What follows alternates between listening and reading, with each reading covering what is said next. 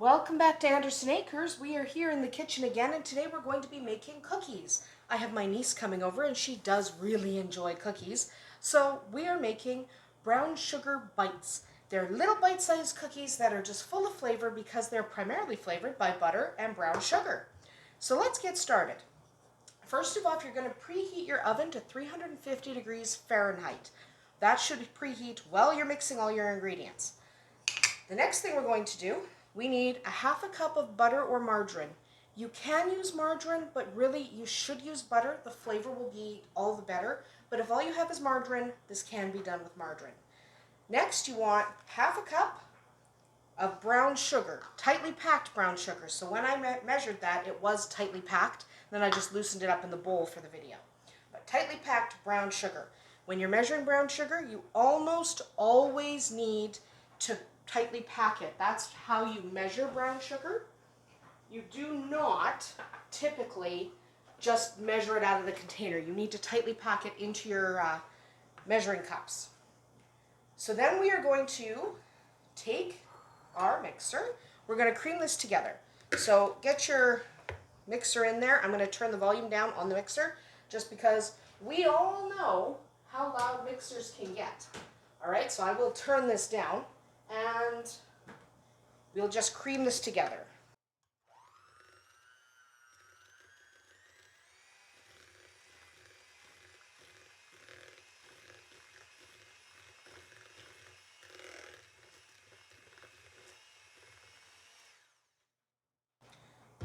Okay, now to that we will add 1 egg. Yes, my chickens are laying again. They took a break in December, but we're good now. It's January. And we will want to add about a half teaspoon of vanilla. You can go up to 1 teaspoon if you like. Don't go more than that. The vanilla extract is a really intense flavor and you don't want it to overtake your butter and your brown sugar flavor. Sorry, one of the phones is ringing. It's distracting. Somebody answer the phone. Anyway, we are going to mix this up with our blender. Again, I'm going to blender. This is a mixer, not a blender. We're going to turn the volume down because this is really annoying.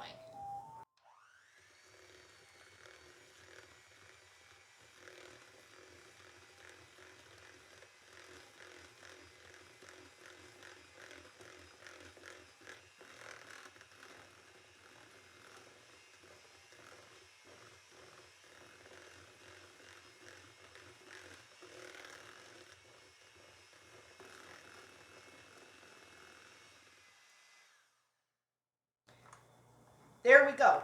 We are now done with the mixer. We're going to set that aside because from now on we're either going to use a wooden spoon or our hands. I actually do both.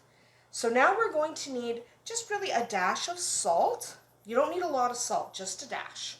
Okay, so that's why I used my shaker because, frankly, you don't want too much salt in here. So just a few shakes of salt. Then we're going to need 1 1/8 cup of flour. Okay, 1 1/8. You do need that extra 1/8 of a cup. Otherwise, it's not going to be a cohesive dough. So I'm going to eventually get in there with my hands in a minute. But first I'll just start mixing it with a wooden spoon.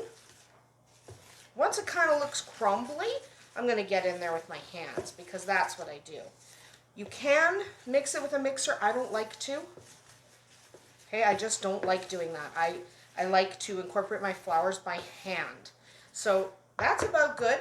If you're going to do it by hand, remove any jewelry unless you want dough in that jewelry. Okay? I take my jewelry off for a minute. I mean, that ring only comes off when I've got my hands in dough and only if it's sticky dough.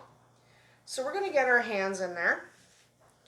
Just incorporate that flour. So what you want to do is make sure you scrape that flour off the sides of your bowl because you need it. This should be a fairly soft dough because it doesn't have a ton of flour. So it should be a pretty soft dough, pretty delicious dough to be honest. But it should not be a stiff dough. So this should be fairly loose. Like it should still be shapeable. Okay, you can still shape it.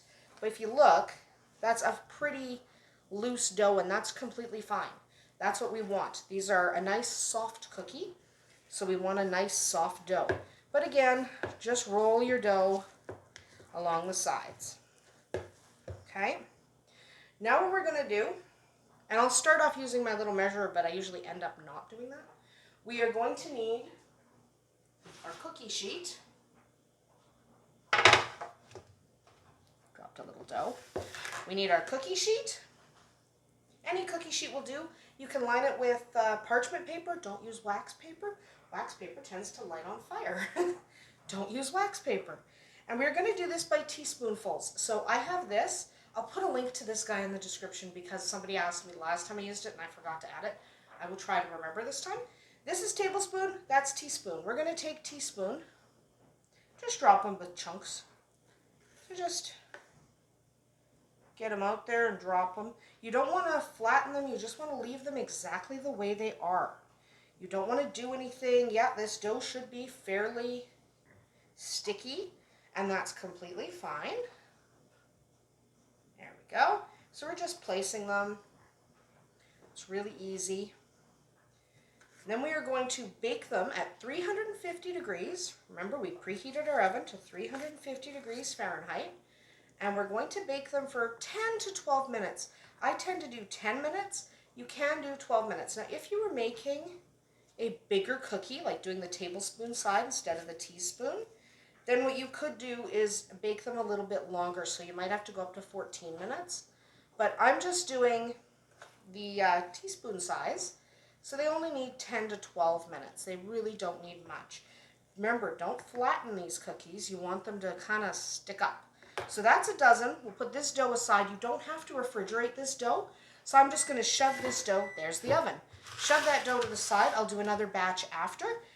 And we're going to stick these in the oven for about 10 to 12 minutes. 10 minutes if you like your cookies a little softer. Closer to 12 if you like them with a little more crispness around the edges. They still will not be a crispy cookie because these are a little bit softer. So we'll come back in about 10 minutes when they come out of the oven. All right, our timer just went off, so I'm going to whip these cookies out of the oven. They have been in there for 10 minutes. So we're just going to take them out. Now, you do not want to get them off that cookie sheet right away. Okay, you want to let them set for 1 minute. I'm actually going to set a timer on the microwave above me because if you take these off too fast, they do not hold their shape. If I just grab my spatula and suddenly start ripping them off the plate, they are going to tear. They do need that 1 minute of sitting on the cookie sheet for their bottoms to solidify. So set a timer, sing the Jeopardy song if you like, to yourself. Not to everybody else, it'll annoy them. But wait 1 minute. So that's what we're going to do. You're going to want to get yourself a cooling rack. I like this tiered one. I have 3 tiers. I bake a lot, so this is really helpful for me. I'll put a link in the description to a tiered one if you want. You can use just a regular cookie rack. I would not recommend using one that's in poor repair. You want one that has nice solid pieces here. You want one that does not have any kind of rust or anything like that. That's really important. So if you do need to buy a new one, buy a new one. These are not expensive. So you do want to use cookie racks that are in good repair, that don't have any rust and don't have any, if they don't have a coating, then you're pretty good. You don't have to worry too much about them. If they do have a coating, regularly inspect your coating to make sure that it's not chipped or otherwise peeling. But this one's in good repair. So we're going to whip our cookies off. I'm going to use this really, really thin spatula. I stole it from my mom. So you should see if you could steal one from your mom or your grandma. They don't make them like this anymore. This cookie spatula is actually older than me. So if you can find one, snag it. Even if it means stealing it from your grandma. That's, them's the breaks sometimes. You have something good, I need it. Yeah, I stole it from my mom. At least she knows I stole it. She didn't initially. So yeah, you're just going to take these cookies off. You're going to let them cool for about 10 minutes on the rack. Then you can put them in an airtight container. So I'll just show you. Grab this one. Ow, it's hot. They should look like that on the bottom. So golden brown on the bottom, pretty nice. And they have this nice little poof. So they're little brown sugar bites. Kids love them, adults love them. They're delicious. And I absolutely recommend making these. So thank you for joining us here at Andersen Acres. I hope you will make brown sugar bites on your own. They're a fun and delicious cookie, and everyone will enjoy them. We'll see you tomorrow.